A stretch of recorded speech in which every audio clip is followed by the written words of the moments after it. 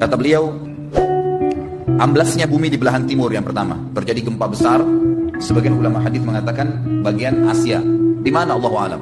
Tapi ini tanda-tanda kiamat besar akan terjadi nanti. Kemudian terjadi lagi longsor bumi di belahan barat. Sisi barat bumi kita tahu wilayah Afrika dan seterusnya. Kemudian amblasnya bumi di Jazirah Arab. Ini yang dimaksud dengan amblasnya bumi artinya longsor yang besar, yang sulit lagi untuk ditimbun, udah nggak bisa ditimbun, nggak bisa diperbaikin. Kalau di situ ada kota, ada kampung, pasti hancur udah. 3 sekaligus terjadi longsor di 3 titik yang berbeda dan secara waktu atau dalam waktu yang bersamaan. Ini sudah selangsung 3 tanda-tanda kiamat.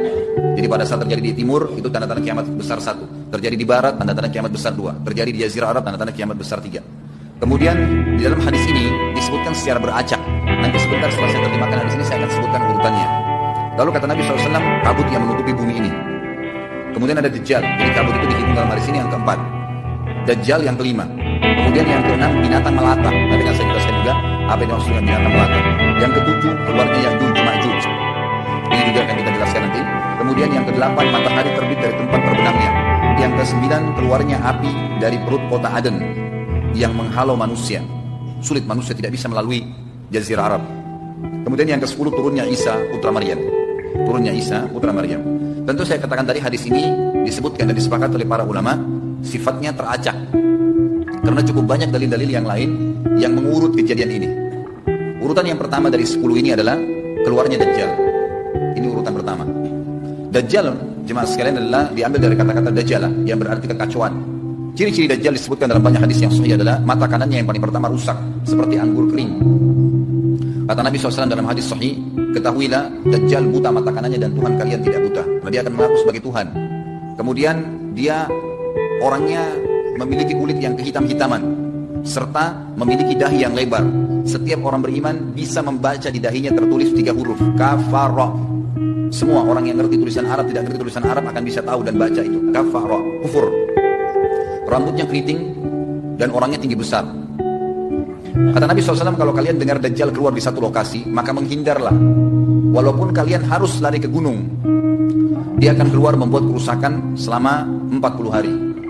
Kata Nabi SAW, 40 hari itu sehari seperti setahun, sehari lagi yang kedua seperti sebulan, hari yang ketiga seperti sepekan, dan sisa harinya seperti hari kalian. Dia akan keliling muka bumi semuanya, dan kata Nabi SAW, seluruh bumi ini akan dimasuki oleh Dajjal. Tidak tertinggal satu lorong, gang, jangankan kota atau desa, kecuali Dajjal akan masuk ke dalamnya, kecuali Madinah dan Mekah. Tidak bisa dimasuki oleh Dajjal. Kata Nabi SAW dalam hadis sahih, kata di setiap pintu gerbang Mekah dan Madinah, malaikat menghunuskan pedangnya dan menghalau Dajjal sehingga Dajjal tidak bisa masuk. Pada saat dia tiba di Palestina, waktu yang bersamaan, di kota Madinah berkecamuk. Kaum muslimin sepakat semua keluar untuk mengejar Dajjal dan membunuhnya. Keluar dari kota Madinah, satu orang yang namanya seperti namanya Nabi Muhammad SAW, Muhammad bin Abdullah, dan dia dari turunan Nabi SAW juga. Dan orang ini punya julukan Mahdi, dikenal dengan Imam Mahdi. Inilah tanda-tanda kiamat yang kedua. Pada saat dia tiba di Mekah, dibaiatlah oleh banyak kaum muslimin, tidak disebutkan jumlah pasukannya, maka terbentuklah pasukan jihad yang mengejar Dajjal menuju ke Palestina. Lalu keluar tanda-tanda kiamat 3, langsung berentetan semua. Tanda-tanda kiamat besar yang ketiga adalah pada saat pasukan Imam Mahdi dengan pasukan jihad itu tiba di Darul Baydha namanya. Hadis menyebutkan di menara itulah, di masjid itulah Imam Mahdi mampir sholat asar bersama pasukannya. Dikatakan Isa AS akan turun sambil memegang kedua sayapnya malaikat, dan dari rambutnya yang basah meneteskan air. Maka dia pun turun, lalu kemudian dia masuk, dan orang-orang pada saat itu mengenalnya kalau dia adalah Isa, dan mereka sudah tahu ini masanya keluarnya Dajjal, ini Mahdi sudah ada. Mereka tahu akan turun Isa, sudah ada informasi seperti yang disampaikan ke Bapak Ibu sekarang. Itu mungkin muslimin di zaman itu sudah tahu semua. Sholatlah mereka, kemudian mereka menuju ke Palestina. Ringkas cerita adalah Nabi Isa AS akhirnya tiba dengan pasukan mujahidin di depan pintu gerbang Bablut. Dajjal mengatakan, bukakan pintu gerbang. Mereka tidak akan mampu melawan kita karena pasukannya mereka banyak memang. Maka Dajjal dengan sombongnya menunggu di depan pintu gerbang. Pada saat dibuka, Dajjal kaget melihat ada Isa AS. Dan pada saat itu kata Nabi SAW, Dajjal faham kalau sudah tiba ajalnya. Begitu melihat Isa AS, dia lari dan badannya sambil meleleh di depan para pengikutnya. Pada saat Dajjal mati, pengikutnya pada ketakutan semua. Mereka anggap Dajjal Tuhan, mereka anggap Dajjal orang yang perkasa lah, orang yang kebal lah, beragam macam kelebihan. Mereka kaget pada saat mati, maka bertebaranlah mereka, dan akhirnya mereka sembunyi di bawah pohon dan di atas batu. Kemudian batu dan pohon akan memberikan penjelasan, muslim yang dibunuhlah. Maka dibunuhlah pada saat itu mereka.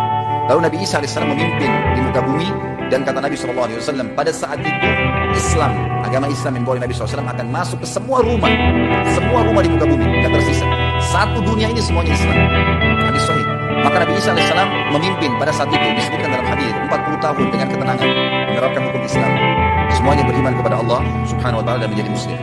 Setelah itu keluar tanda-tanda hari kiamat besar yang keempat, yaitu keluarnya Ya'juj dan Ma'juj. Nabi SAW sebutkan ciri-ciri mereka.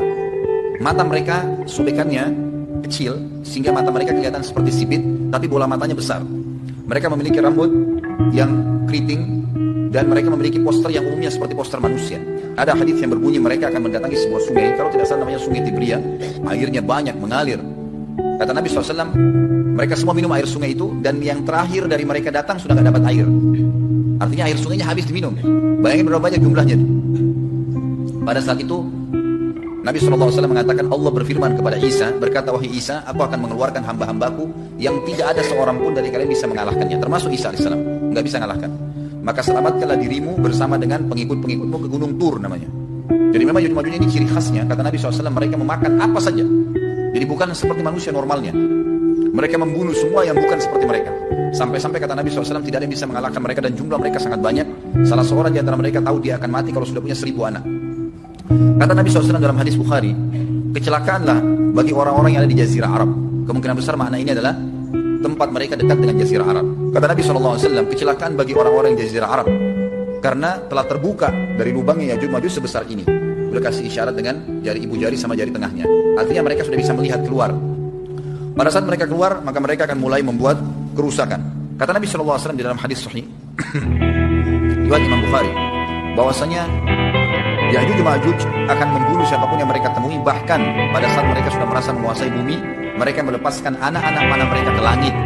Lalu Allah menurunkan anak-anak panah mereka sebagai fitnah dipenuhi dengan darah. Maka mereka berkata, kami telah membunuh semua yang ada di bumi dan semua yang ada di langit. Kata Nabi SAW, Allah lalu mengizinkan Isa untuk berdoa kepada Allah agar memusnahkan mereka. Maka Isa AS pun akhirnya berdoa, meminta kepada Allah Subhanahu wa taala agar mereka semua dimusnahkan.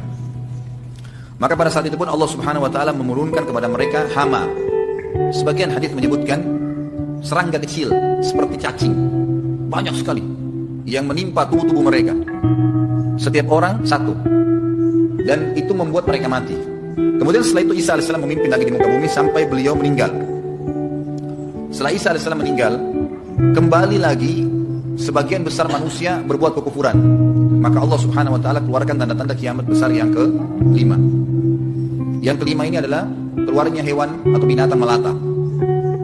Binatang melata ini disebutkan dalam hadis yang sahih riwayat Bukhari, bahwasanya Allah SWT akan keluarkan, tapi tidak disebutkan dari bumi mana dia keluar. Dia akan keluar hewan melata yang bisa berbicara seperti manusia dan badannya dipenuhi dengan bulu.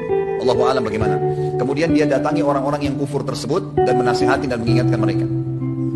Yang tidak mau beriman, dalam hadis dikatakan dicap oleh hewan tersebut. Allahu a'lam dicap seperti apa, sehingga ketahuan mana yang kafir, mana yang beriman. Terus dia keliling di muka bumi, tapi tidak disebutkan berapa lama.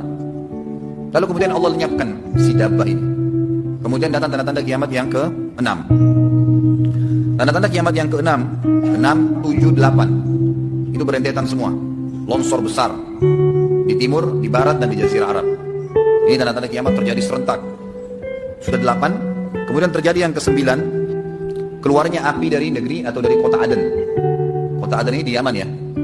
Tentu hadis menjelaskan tentang masalah api yang keluar ini, artinya api bukan main-main, ini bukan kebakaran sebuah masjid atau sebuah bangunan 10 tingkat. Api ini bisa menghalau manusia untuk jalan karena panasnya. Sebagian riwayat menjelaskan api tersebut akan berdiri seperti gunung yang besar dan dari seluruh pelosok dunia bisa kelihatan. Kita bisa bayangkan bagaimana, yang akhirnya akan menggiring atau menghalangi orang-orang untuk jalan. Susah. Sebagian ulama hadis mengatakan mereka tidak bisa jalan, tidak bisa ada penerbangan, tidak bisa ada orang jalan karena panasnya bumi dari api tersebut. Dan itu memang kemungkinan besar akan keluar satu waktu, Allahu a'lam kapan. Dan yang terakhir, tanda-tanda kiamat sebelum itu sangkakala adalah terbitnya matahari dari tempat terbenamnya. Dan ini sudah terakhir sekali. Makanya kata Nabi SAW, taubat akan diterima sebelum matahari terbit dari tempat terbenamnya. Artinya selama yang lain itu masih ada, masih bisa taubat. Kalau sudah itu, sudah sulit.